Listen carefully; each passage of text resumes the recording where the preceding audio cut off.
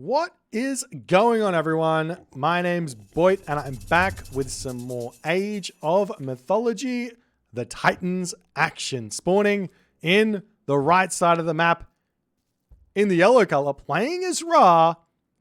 His name is Virus. His partners today in the green color, playing as Poseidon. His name is Mosca. And rounding out the team in the blue color, playing as Zeus. His name is Ninjo. Their opponents today in the red color, playing as Uranus. His name is Zokyo. We also have in the sky blue color, playing as Odin. It's Sparks. And finally, rounding out the team in the purple color, playing as Zeus. His name is Pharaon. Pharaon? Pharaon? Pharaon is probably the right pronunciation. I don't know. We'll see how things are going to shape up in this one. A very, very close series here. I'm actually, this is probably, these two teams are probably vying for that second spot. So the way that the tournament is kind of working is, normally there's 4 groups and we get 16 teams, but unfortunately we didn't get 16 teams for this tournament. So there's 3 groups, 2 groups of 5, 1 group of 4.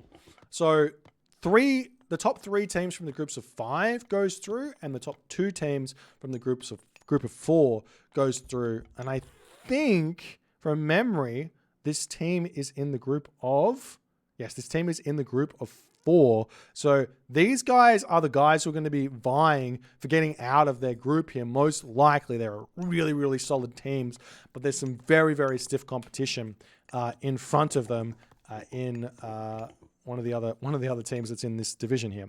That being said, we'll see what's going to happen here. It is a team game tournament. Lots of shenanigans end up happening. Lots of ways to go right, lots of ways to go wrong. We'll see how things are going to go.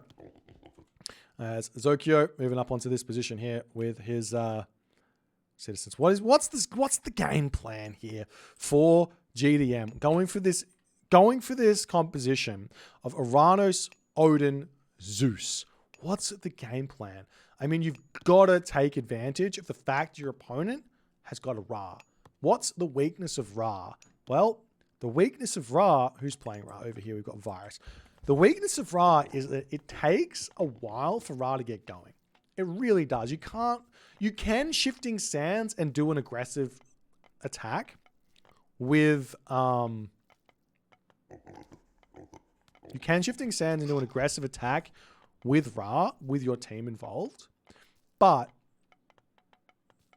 generally speaking, Ra takes somewhere in the vicinity of about 9 to 10 minutes to actually have units on the map and be involved in the game. Like if you go for a fast heroic here off of 2 town centers, which is generally standard on Watering Hole, like the best you're going to be able to get units out for, the best time, the absolute peak timing I think you can get, it's probably going to be about 9 minutes with a couple of siege towers and a handful of chariot archers to Shifting Sands and naked base. So what you can do here, especially with Zeus, you can just rush someone. You can just rush them, and the Ra player, all they can do to help is a Shifting Sands to stop the attack ramping, and then they take away their ability to hit that timing to like help. They can't help. They have to like run across the map, and it's really slow. So it's like it turns from a 9-minute timing into like 10-minute, 30, 11-minute, 12-minute timing, and you're already dead. So it's like, well, what's going to happen? We'll have to wait and see. As we do have to remember that there is a Zeus over here, and he is going through Hermes. So there is a defense here for Ninjo against a big aggressive rush. That being said, I still think that GDM have to go for this one. The Zeus player over here, unfortunately, on the wrong side of the map. So actually, you know what? With Zeus here against the Ra, he's totally fine to just go for a boom. You can totally go for a boom against Ra and do fine here. You don't have to go too crazy in this one, especially with the help of Odin here to come and harass and defend against the Poseidon. Mosca going Poseidon here. Is that a double ceasefire they've got? Wow, they went double ceasefire. It's wild. I would have expected to see Athena here from Ninjo, but he wants to make Centaur maybe to deal with the Zokyo Uranus coming through. We'll see what's going to happen here. Did he go through Prometheus? No surprises here. I have this weird theory, and I don't think it works against Zeus, but I have this weird theory that that Oceanus should be able to work here. Idea being, the problem against Zeus is that you get a whole bunch of low HP units, and you can't heal them back up. So what you could do is go Oceanus and just not let any of your units die, retreat early, heal up with the Caladria, and then continue to fight. And then you're able to deal with the Centaur because you've got a whole bunch of heroes that are doing the thing. I don't know. Obviously, I think that generally speaking, in a 1v1, probably better to just go Prometheus against Zeus. But maybe in a team game, the Oceanus might not be too crazy. As you do see Sparks' Valkyrie coming through. I'm surprised to see no Bolt coming down onto this position. We do still have the Bolt there available as Theseus coming in here to save the day. Can he?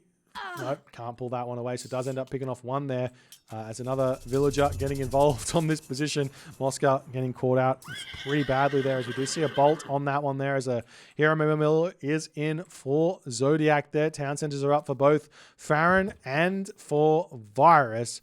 But I mean, I don't know. Booming against Ra always makes me feel a little bit odd in a team game because it's like you're just playing into the Ra's advantage, so to speak. But we'll see how it's all going to go as the heroes coming in to harass this position. Zokyo, no units in position to defend just yet. A little bit too worried about the Centaur running through. Ninho splitting up these units is a great idea, but generally speaking, what you want to do versus the forward heroes is just go and raid your opponent. But look at this for Ninho. He's got some great walls up here as well.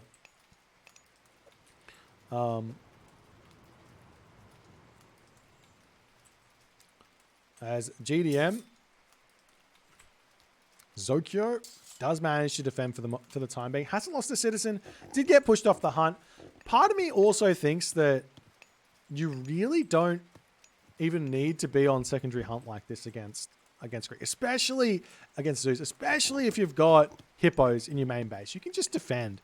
You don't have to do it. Like you're gonna win later in the game against this. You're not looking for an early win against Zeus. You just want to not take damage. So just don't leave your base as your idea against dealing with these Centaur early. And then you can go for raids instead of fighting or whatever, and maybe that can work out for you. Anyways, the Boom's still murdering ahead. Mosca here, he's gone 2 town centers. Sparks here, he's gone 2 town centers as well. So this is going to be a really, really strong Norse in this position. The player who's got the most difficulty here is going to be Zokyo. But Zokyo here spots the town center going up. The Valkyrie is in position to cause some problems here onto Ninho's town center as the Valkyrie comes back in. Does get the turnaround as the Centaurs come through here to finish this one off. Nice play there. Good reaction from Ninho to go and deal with that. But the time here that Zokyo has gotten allows him to get this town center up. So it's going to be absolutely fantastic for him. As we see the Centaur managed to take out a cheeky Oracle on that position there. And Zokyo going to come through to try and deal with this as Ninho retreats away. And we do see with the buildings in the middle of the map, the Hippocon are out. The defense is in. Maybe Mosca can start thinking about grabbing this town center as well. That being said, Farron is already in. Hathor's on the way. A little bit late here on the Hathor. Part of me feels like if you see the Greek player go to town center, you basically just grab your hunt. Look at this. There's literally Hippo in his face, and he's still going for farms. I just can't. Like, I don't understand.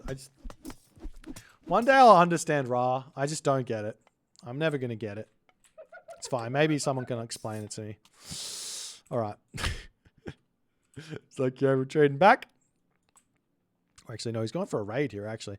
I think if he can get in onto this position somehow, is there any entrance into this base? Not really. You're not going to sneak a raid here onto anyone, it seems. The walls are really, really nice here for CUD, so no surprises.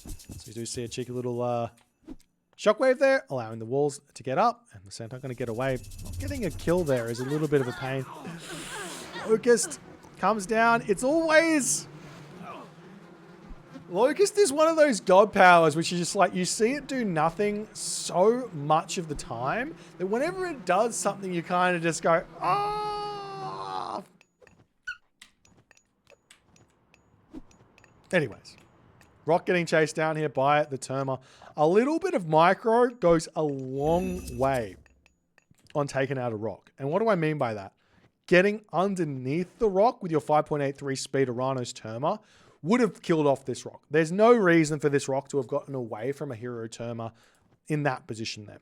But nonetheless, we see the Raiding Cavalry chasing down these Centaur here. He doesn't have the Thundering Hooves just yet, but look at this. Zokyo coming in. One villager going down. Two villagers going down. Good control there as he manages to get that damage in.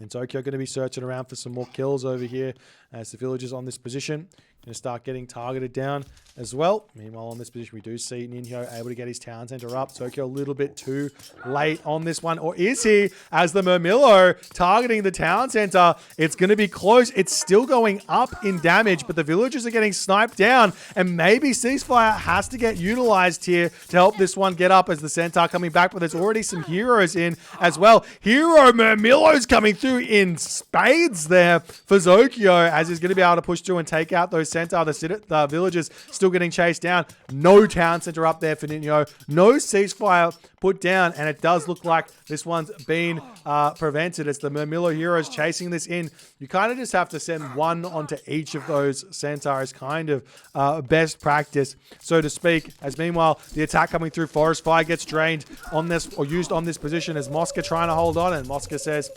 Ceasefire, let's go. Take a bit of a break here. We do see a Shifting Sands coming in as the villagers here for Virus. You grab that forward town center. Great usage of the Ceasefire. Heavy cavalry, heavy chariots queued up here as well for Virus, as he will get this town center up on the front. It'll be 3 town centers against Farron's 2 town centers. And Farron, I mean, I get worried for Zeus players against Ra in a team game. Why? Because the trade route is broken.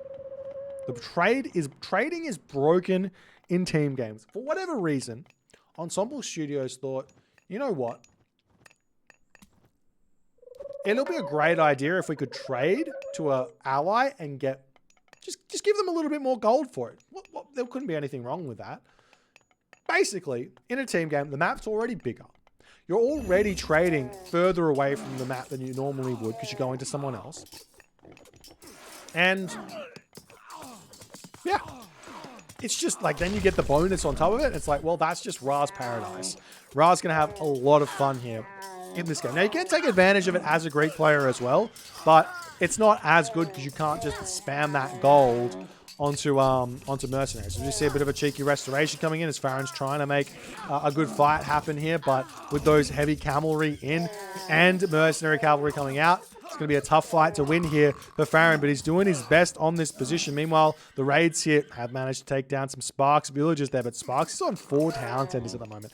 He is shooting ahead, and he's going through Njord. Man, if Farron had just waited on this with a Njord timing onto this position, this would have been a completely different story. But we are seeing Ninho's base under attack over here as well, as the army of Ninho trying to deal with Zokyo's Uranos here. But Zokyo's doing a great job at this moment. The citizens, however, have been caught out. Mosca's got himself that spirited charge there, and he's got 6.05 speed Hippocon, and he is using them nicely as we see the Njord in here for Sparks. Bit surprised to not see a Skadi, but he will have access to Ring Giver, will have access to be able to make those Jarls, and he is going into them. So having that transition into Jarls is going to be a big help for him. We'll see if that's going to work out, but he's now going to be getting doubled as he retreats back. We see another hill fort trying to get up there for Sparks to hold in this position. Mosca's going to be thinking better of it there, as we do see a cheeky little shockwave coming in as Zokyo's making his way in onto this map. Curse gets dropped down onto this position. Can GDM find the win here or not? Or was Zokyo that little bit too late here? Another hill fort. The hill fort on the top almost finished there though. So Ninho's forward base here is going to be under a lot of pressure as Mosca comes back in to help out. These Terma are not going to be doing all too much on that position there. As we see over on the bottom here as Farron has to retreat back. He does have that fortress up, trying to get some Petropolis out to target down this town center. If you do see over here, we've already got a trade route up for Virus here, as he's already got the priest empowering on that position. Absolutely insane where that's concerned, as Mosca pushes in with his own Hippocon. We've got the longhouses coming up there for Sparks as well, as the Rams going through there for Sparks to take down the archery range and everything else. But this does mean, are these Jarls upgraded yet? They have themselves Thundering Hooves, they have themselves medium upgrades, but no big upgrades just yet. You've got to wait till you have a handful of them to actually get yourself Ring Giver. No point in getting it before then. Or maybe you could get it straight away, and maybe that's a good idea as well. I'm not 100% sure. As the Mountain Giant going to take out this military academy, getting that one in is going to be a big help. Scores really close at this moment, as Sparks is absolutely huge, but as this game goes on, Virus is going to get stronger and stronger, but Farron is doing a good job over here. He is making himself the hoplites, maybe not the most useful of unit, but it does shut down those cavalries nicely, as we see some spearmen coming through as well.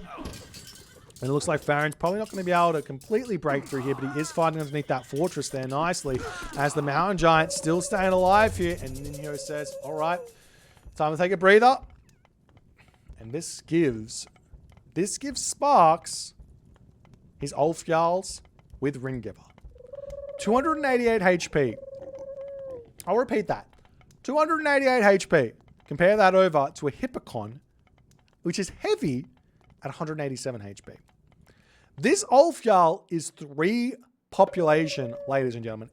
It is an absolute tank here. And it's not even a heavy yet. He can get himself heavy cavalry, super... What? Don't go tier. Go Balder. Go Balder. Good boy. I was like, tier? I mean, tier, it could work. But Balder is the choice you want to go with, because Ragnarok is going to be obscene. You've got an Uranus here to prop you up. You, in terms of economy, start the trade route already. Get that economy going. Click Rag. It's going to be absolutely brutal. You can push through the Greek players easily enough where that's concerned. As the army starting to come in, and we'll see what's going to happen here.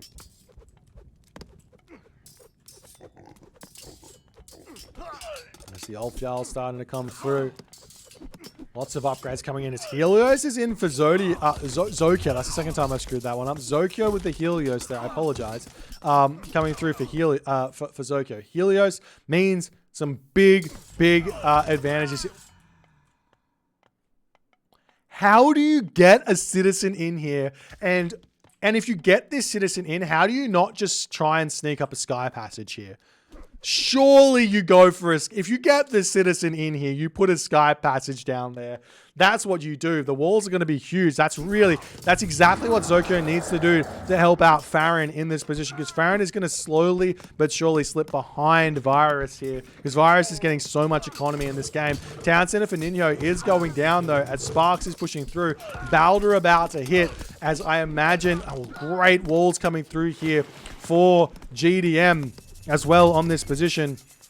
As we see the Son of Osiris in, and Virus is getting bigger and bigger. This is the big problem. Can Sparks get big enough, though, to break through before the unstoppable Ra of CUD comes in from Virus? This is the big thing, because the Greeks, they're kind of faltering in this game, because Zokyo and Sparks are pretty big here, and there's going to be some big deals to come through as the Citizen manages to get the dock up. Will we see a transport ship? Not, I mean, you can shank back, get the transport ship up, and get a sky passage or something over there, but unfortunately gets found out there. Is Zokyo going to retreat back, keep his guy alive? Watchtower coming in, just retreat into the corner, stay alive. God, there's so much value for having a hero citizen in the back lines there as Uranus. It's so crazy, but Zokyo not going for it. Town Center coming up here for Sparks. The problem over here is they are leaving Farron out to dry, and Farron, he has to give this Town Center up. He can't defend this, but maybe he can defend his own base here. We do see an Underworld passage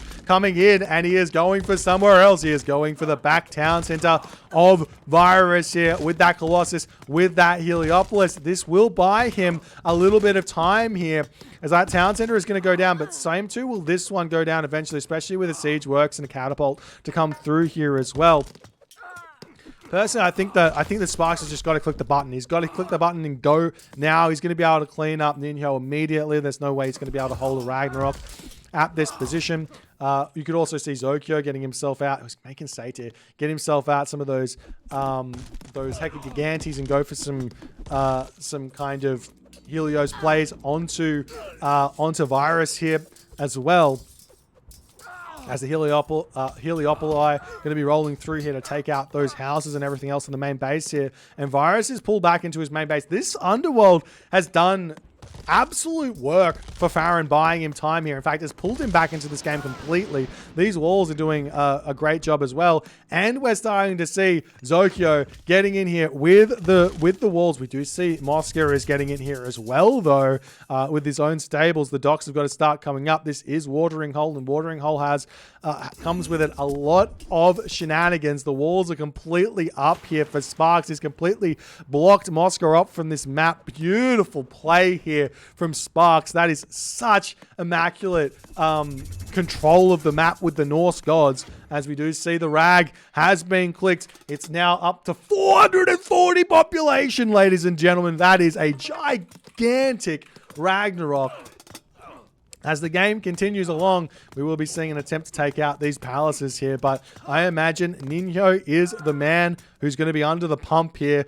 And we also see the town center on the back there taken out by a cheeky little vortex. The Plentyvault stolen there. The town center of Mosca going to be going down, as well as the Satyr searching around for something to take out. Beautiful play here from GDM. The coordination is going wonderfully as the Son of Osiris also caught out here with a handful of units taking it down, getting a lot of good damage done onto that one, but the Heavy Myrmidon do end up falling there. Farron has to remember he doesn't need to overcommit, he just needs to not die here. He can rely on Sparks as Ragnarok's pushing through here. We see a towers coming up here for Ninho, but the Ragnarok is going to be crashing through onto this location to break through CUD's Ninho's base, and we do see Ninho going through Hephaestus. It gives him a little bit of an assistance here. The Pacifists are coming in as well, as the Fire Giants doing what they can. But we'll see what's going to happen here for Sparks, if he can actually manage to break. And you see on the minimap the line of Rag heroes pushing in here. The question is, how much population or how much economy does Zokyo have? Quite a bit. Sparks, on the other hand here, not really a lot. He's got a lot of gold, but not any extra population behind that. So it's not an all-in, so to speak, but he needs to be propped up by his teammates a little bit after the Rag fades, if the Rag does end up fading. As Mosca holding on here, he does manage to get his town centers coming back up. We do see an attempt to come in onto this position here from Zokyo and Ninho. Mosca tap out. Virus not able to get big enough in this game. Taps out as well. And yet again, we see the unit composition here. Sparks, Oranos having an absolute field day in the team games. The Odin here really, really helping out this GDM team here. CUD was sorely missing a Norse in this game, and it was felt from minute 1 to minute 22 here as GDM claims this game. This is like the first game of the group stage, but every game is a must-win game in this tournament. Well, now CUD, if they want to get out of their group, they've got to win the rest of their games. They don't have another chance, so they've got to win the rest of their games. They might be able to do so, but we'll see how it's going to go. Incredibly well played here for GDM. They need to win one more game and they'll be able to get it out of their group. Maybe. It could go 2-2-2, and we get a big confusion about that group. We'll see how things are going to go. But I don't know what to say. If you guys enjoyed this one, please consider the follow on the Twitch. If you're on the YouTube, hit that subscribe button, and I will see you guys in the next game.